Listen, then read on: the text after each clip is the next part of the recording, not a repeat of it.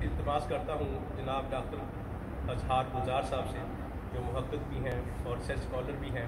ان کا میں تہ دل سے شکر گزار ہوں کہ ہمارے آستانے پہ آئے۔ اب ان کے خیالات کا اظہار سنتے ہیں ڈاکٹر اظہار گلزار صاحب۔ بسم اللہ الرحمن الرحیم۔ واجب الاحترام جناب محمد ادریس امیری صاحب، جناب ڈاکٹر سید حامد رضا زیدی صاحب، جناب ریاض بھائی صاحب، باقر صاحب، رمضان صاحب اور ہمارے عبدالسور صاحب، تمام احباب کی خدمت میں السلام علیکم۔ آج کی یہ جو روحانی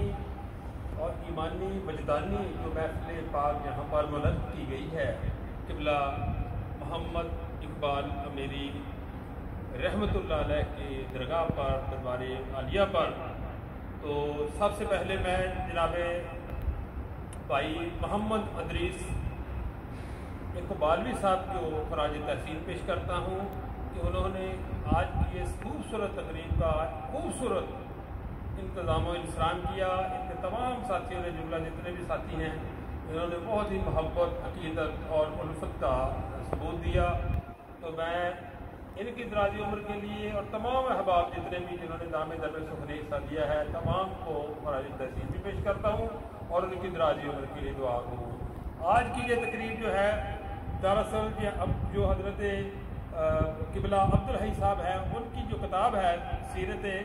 فخر الاولیاء، فخر العارفین، سیرت فخر العارفین جو ہے، جو لکھی ہے حضرت قبلہ عبدالحی صاحب کی، اور اس کو کمپائل کیا ہے، مرتب کیا ہے حضرت حکیم سکندر صاحب نے، جو چٹاگانگ شریف بنگال کے رہنے والے تھے۔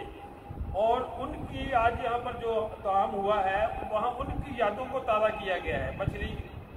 تیار کی گئی، خاص طور پر چاول جو ہے اس کا انتظام کیا گیا ان کی یادوں کو، چونکہ ظاہر ہے وہاں مچھلی کا وہ بڑے ان کی مرغوب خوراک ہے۔ تو آج جناب محمد ادریس اقبالوی صاحب ہمارے بہت ہی پیارے دوست، جنہوں نے جن کو اس کے دربار عالیہ کے انتظام و انصرام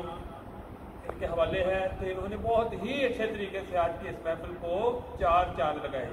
تو میرے پاس اپنا خراج تحسین پیش کرنے کے لیے ان کے شان الفاظ نہیں ہیں، تو میں ان کے لیے دعا گو ہوں، اور انشاءاللہ تعالی یہ دربار اسی طرح جو ہے کہ یہاں سے